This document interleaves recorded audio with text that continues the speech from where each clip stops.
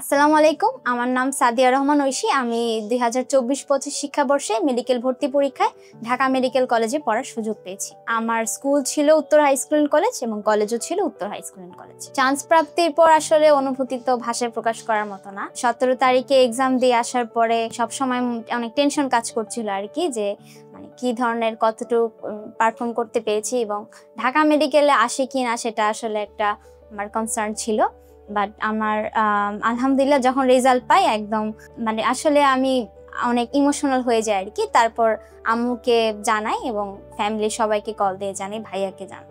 Gold ডিগার্সের হচ্ছে 4.0 থেকে আমি ছিলাম। মেডিলজির সাথে পরিচয় হয়েছে আমার মূলত আমার ভাইয়ার থেকে। আমার ভাইয়া মেডিলজির যে স্টুডেন্ট ছিল আর কি। তো তখন থেকে যখন ভাইয়া ঢাকা মেডিকেল কলেজে চান্স পাওয়ার পর আমি সিদ্ধান্ত নিয়েছি মেডিলজির সাথে অনলাইনে কোর্সে যুক্ত থাকবো। তো একদম শুরু থেকে আমি ইউটিউবে যে ফ্রি ক্লাসগুলো হইতো ওগুলো একদম সবগুলোই করতাম, যে এইচএসসি 23 জন্য যতগুলো ভিডিও হয়েছে সবগুলোই অনেকবার দেখা হয়ে গিয়েছিল।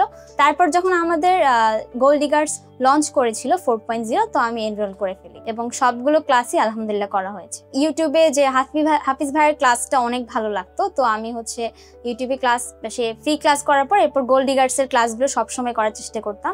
অ্যান্ড নিশাত আপুর হচ্ছে যে অনুশীলনী ক্লাসগুলো, এটা একদম ইন্টার লাইফের শুরু থেকে ইউটিউবের সবগুলো প্লেলিস্ট দেখা হয়ে গিয়েছিল। এবং আপুর যে তারপর হচ্ছে গোল্ড ডিগার্সে এনরোল করার পর আপু যে নতুন করে ক্লাসগুলো নিয়েছিল ওগুলো সব সময় করার চেষ্টা করেছি এবং যদি লাইভ এক্সাম না করতে পারতাম তাহলে হচ্ছে রেকর্ডেড ক্লাসগুলো ট্রাই করতাম সামহাও ওগুলো শেষ করে ফেলা। মেডিলজি আসলে এক্সামটা অনেক বেশি ইউনিক এবং অনেক রেগুলার। ওটা হচ্ছে আমাকে পড়াশোনার রেগুলারিটি ধরে রাখতে অনেক হেল্প করেছে।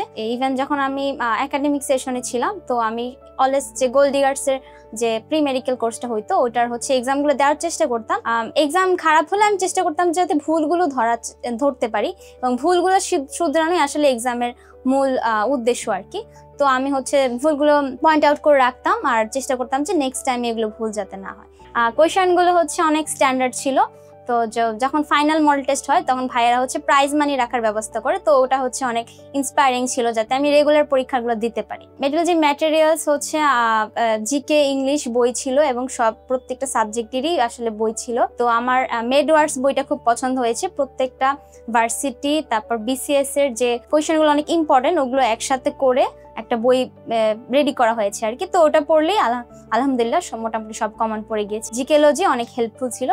অ্যান্ড লাস্টে হচ্ছে যখন আমাদের ইন্টারন্যাশনাল অ্যাড করেছে তখন ভাইয়ার ক্লাসগুলো সবসময় করার চেষ্টা করেছি এবং ওগুলো থেকেই আলহামদুলিল্লাহ অনেক কমন পড়ে গিয়েছে। অ্যান্ড লাস্টে হচ্ছে সিক্রেট সাজেশন যে একটা বই ছিল সেটা অনেক হেল্প করেছে। অনেকগুলো বই আমাদের মেন বইয়ের বাইরে অনেক এক্সট্রা রাইটারের বই পড়তে হয়, সেগুলো আসলে আলাদা আলাদা করে পড়া সম্ভব না। তো সিক্রেট সাজেশনে একসাথে সব ইম্পর্টেন্ট ইনফোগুলো আমাদের দিয়ে দেওয়া হয়েছে আর কি।